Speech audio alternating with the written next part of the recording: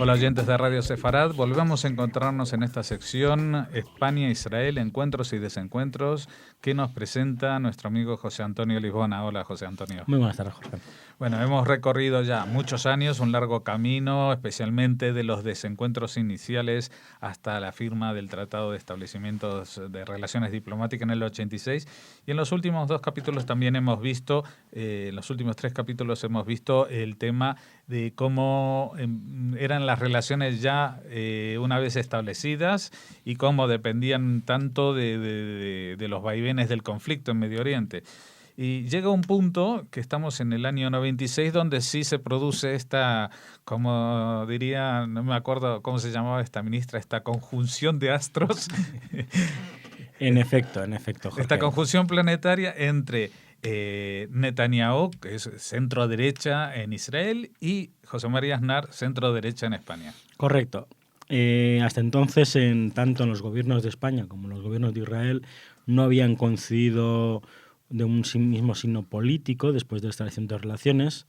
Los dos de centro-derecha sí que había cohabitado, digamos, el socialismo de Felipe González con el gobierno de unidad nacional de Isaac Shamir, que a diferencia de lo que unos podían opinar, la verdad es que la sintonía que hubo entre Felipe González, un representante de la Internacional Socialista y por lo tanto un partido hermanado con el Partido Laborista Israelí, con una persona con tantas diferencias políticas como podían ser con Isaac Shamir, fueron un entente que llevó a que Madrid fuera capital de la Conferencia de Paz de 1991. Efectivamente, en marzo de 1996 se produce por ambos países un cambio de su dirección de gobierno. En España, después de gobernar desde 1982 hasta 1996, 14 años el Partido Socialista, hay un vuelco en las elecciones generales y vence el candidato del centro-derecha,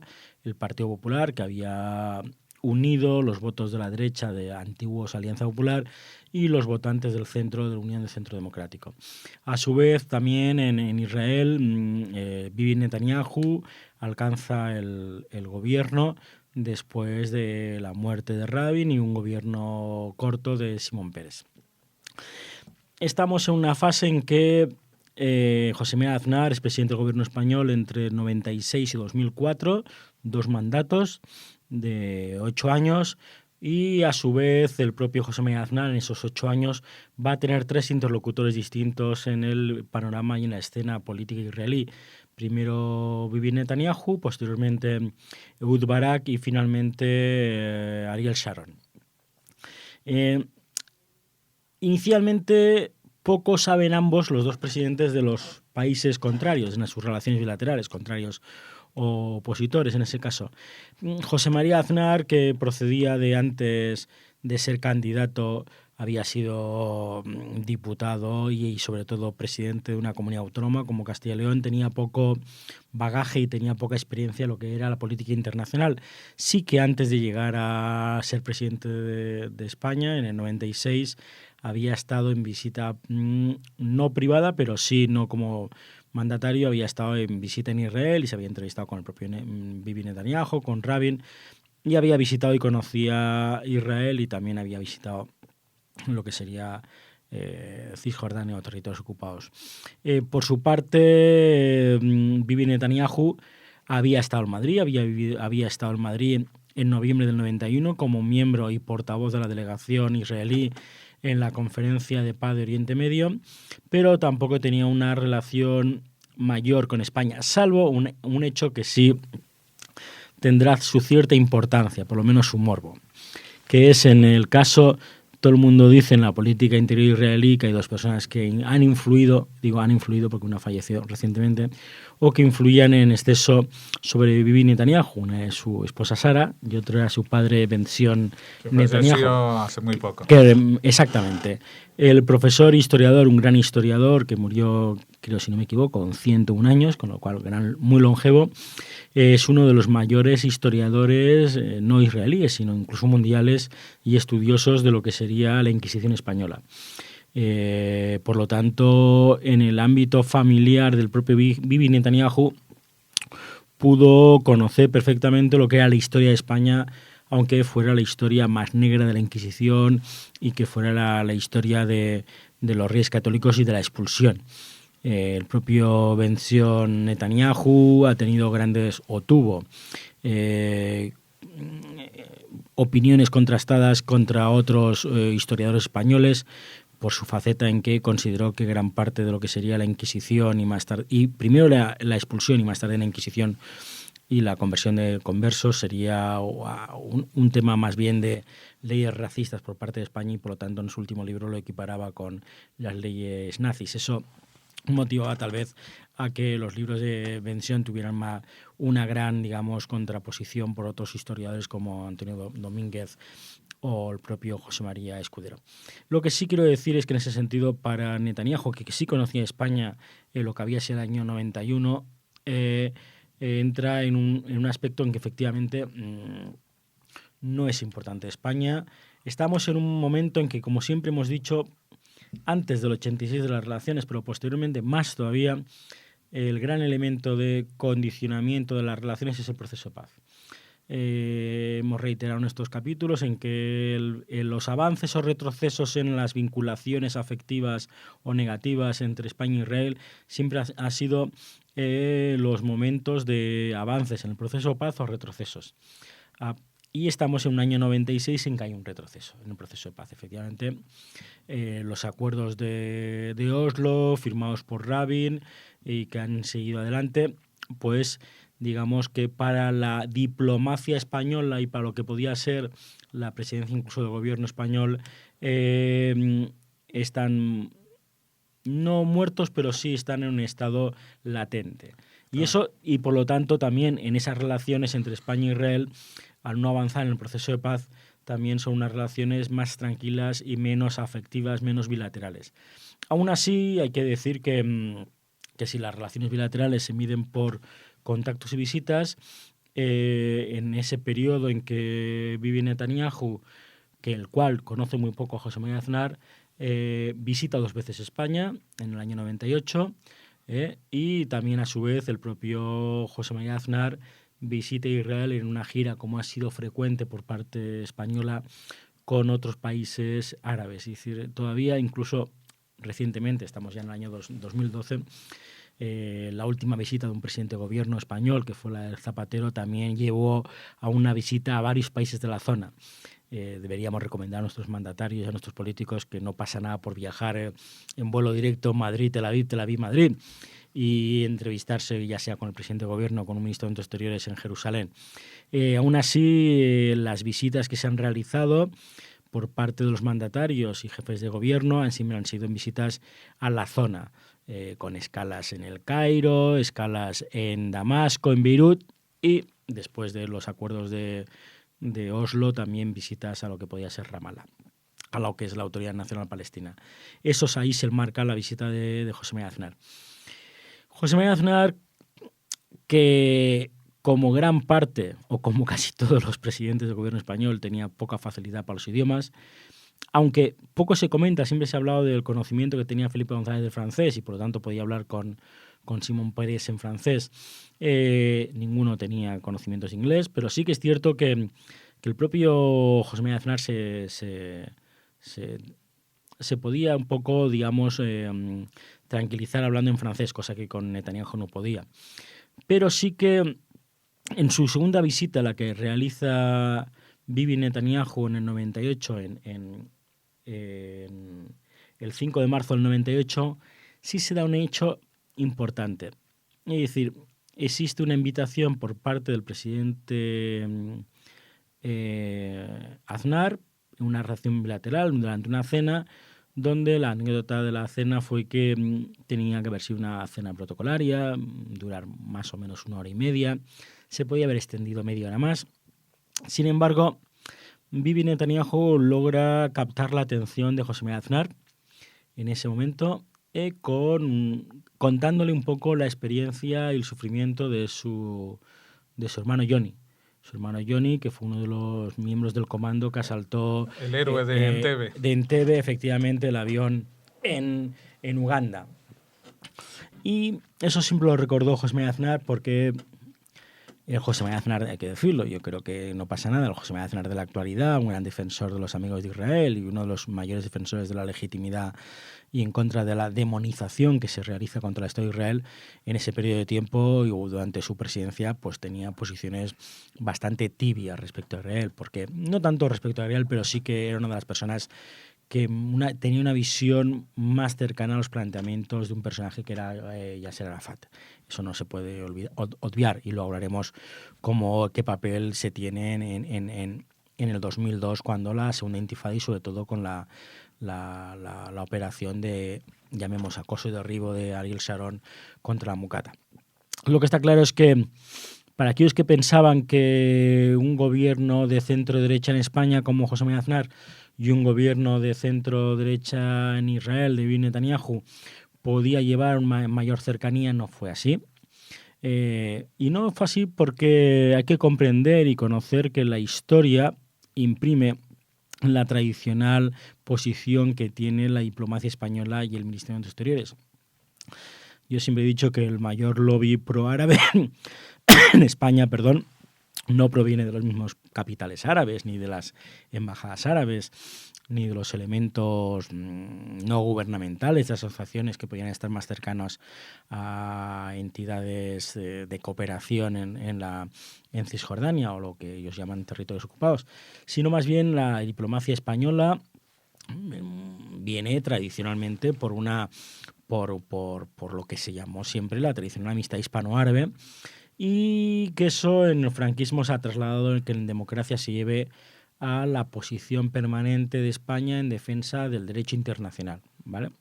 Y eso podríamos decir que se mantiene hasta la actualidad, llamemos 14 de noviembre del 2012. Se da que a diferencia de los gobiernos de Felipe González y Rabi, y Simón Pérez, incluso con Samir, donde había habido avances en el proceso de paz, ese estancamiento del proceso de paz del 96 al 98 lleva también a que exista menos interés por parte española a la zona. Se da una circunstancia que luego será para mí importante, que es en que el entonces director general de Oriente Medio y Magreb español, Miguel Ángel Moratinos, nombrado embajador de España en Israel, por consenso de los países de la Unión Europea, será nombrado enviado especial para el proceso de paz de la Unión Europea en la zona. Y eso llevará también porque toda la actuación que pueda tener el propio enviado de la Unión Europea, como Miguel Ángel Moratinos, en Israel, muchas veces posteriormente no será visto como un enviado de la Unión Europea, sino como un enviado español. Y también las posiciones españolas serán más vinculadas con Europa y las posiciones europeas serán más vinculadas con España. Por lo tanto, existirá una confusión entre las relaciones bilaterales y las relaciones multilaterales entre España e Israel y lo que sería un triángulo España-Israel y Europa, España-Israel y la Unión Europea. Ese primer momento, 96-98, también es un momento en que primera legislatura de José María Aznar, una legislatura en que comienza a tener interés por la política exterior. Casi todos nuestros presidentes, hablábamos hacía bastantes capítulos de la posición de Adolfo Suárez, que descubrió el mundo cuando llegó a la Moncloa. Pues el tercer mundo. El tercer mundo, pero el mundo también un poco en su posición de internacionalista de José María Aznar. Yo creo que existe una mayor unidad de lazos personales entre Bibi Netanyahu y José María Aznar, pero no se trasladan en lo que son una mejoría de las relaciones entre España y Israel, sobre todo por ese tema que va a condicionar y condiciona permanentemente, que es que las relaciones bilaterales entre España y Israel son condicionadas por el conflicto o son rehenes del conflicto. Sí, una pregunta. Para esta época, ¿quién era el embajador de Israel en España? Porque habíamos hablado antes, estaba Ben-Ami, pero evidentemente cuando llega Netanyahu, Ben-Ami tiene que irse, ¿no? Si no recuerdo mal, Shlomo Ben-Ami, que fue el segundo embajador después de Samuel Adas, que él llega en septiembre del 87, debe salir ya antes de todo esto. Él regresa a Israel en el 92, antes de lo que sería el acontecimiento de la visita de Herzog y lo que sería el acto de la sinagoga de Madrid. Ujú. Entonces está el embajador Jacob Cohen, un embajador que está desde finales del 91, yo diría primer trimestre del 92, y que debe durar hasta 96-97, y gran parte de lo que sería gobierno Aznar y Bibi Netanyahu, luego posteriormente Barak, y Sharon sería el tercer embajador, que sería Herschel Inbar. Durante esa embajada, lo que sería la presencia, ya que preguntas tú, la presencia de Israel en España, Jacob Cohen primero es el primer Sabra de embajador, ni Samuel Adas, que oriendo de Argentina, y Shlomo Enami, oriendo de Marruecos. Los dos tal vez con una posición más cercana a las ideas de izquierda, que en el caso de Jacob Cohen no tenía tantas ideas, pero sí que era una persona que primero, que había vivido en Israel, que había nacido en Israel. Segundo, que había quedado impregnado y impresionado por los temas del Holocausto, de la Shoah. Pero en ese periodo, que coincide gran parte del periodo de Jacob Cohen, lo que sí sucede es un gran desarrollo, o más que gran desarrollo, una duplicación o triplicación, si se puede decir, de los temas económicos. Es decir, en ese periodo de periodo de paz, y por lo tanto buenas palabras y de bodas de oro entre España e Israel después de Oslo, lleva también a que las ventanas de no conflicto lleven a una mayor relación bilateral en lo económico. Y efectivamente, en esos últimos años de Rabin, Simón Peres y un poquito de Netanyahu, llevan a que la embajada de Cohen sea un especialista en economía, procedía de la Dirección General de Relaciones Económicas del Ministerio, había estado en la embajada de Japón, y por lo tanto se desenvuelven y se desarrollan las acciones, las relaciones económicas. Volviendo atrás, efectivamente, esos años 96-98, al no haber un avance en el proceso de paz, la situación del nuevo gobierno español, con un ministro de Asuntos Exteriores como Abel Matute, que no tenía mucha experiencia en ello, aunque había sido comisario, y un primer ministro como Aznar, y llevan a que haya recelos también en las relaciones. No se puede decir que hayan sido excelentes y hayan avanzado. Lo que sí sucede es que hay un tema importante, que ahí se descubre un poco la política exterior de José María Aznar. José María Aznar, en junio del 98, hace su primera visita a Israel, y cuando digo su primera visita a Israel como primer ministro, digo también a Egipto, también a Líbano, también a Siria, y también pisa territorios de la Autoridad Nacional Palestina. Si los oyentes recuerdan lo que hemos hablado en los anteriores capítulos, España siempre ha estado tentado a tener una posición de mediación en la zona. Y podía haber sido tentado también José María Aznar, puesto que Mubarak en Egipto, o Yasser Arafat en Ramallah, ya sea el padre del actual dictador sirio Bashir al-Assad, es decir, Hafez al-Assad, podían solicitar a José María Aznar que mantuviera una posición en la Unión Europea más cercana al conflicto árabe-israelí o palestino-israelí, para facilitar un avance en el proceso de paz, que era un proceso de paz que estaba totalmente estancado, dormido o muerto en muchos casos. A José María Aznar le comienza a gustar esto de reunirse con mandatarios, salir en las fotos, y como es normal, y que sobre todo que le pidieran: oiga, usted que tiene interlocución con los norteamericanos, usted que tiene buena relación con el primer ministro israelí, como mensajero y corredor de mensajes. Eso, como hemos dicho anteriormente, para José María Aznar, que descubre la política exterior y que tiene una posición en Oriente Medio más equitativa, en el sentido de que admira a Yasser Arafat, pero lo admira más bien como el elemento del débil, el Goliat y el David. También le dura poco, porque Bibi Netanyahu, al cabo de 2 años y una posición, tiene que ceder su gobierno con Ehud Barak, otro socialista. Bueno, pero este va a ser el punto de fractura, no de las relaciones, pero sí del programa de hoy. Volveremos a reunirnos dentro de 2 semanas para seguir hablando de esto. Vamos a hablar a partir del año 98 en el próximo programa. Nuevamente, estos encuentros y desencuentros, no en la tercera fase, sino en esta fase cercana entre España e Israel, que tanto nos ha costado encontrarnos unos a otros, pero siempre guiados de la mano de José Antonio Lisbona. Muchas gracias, José. Gracias, Jorge.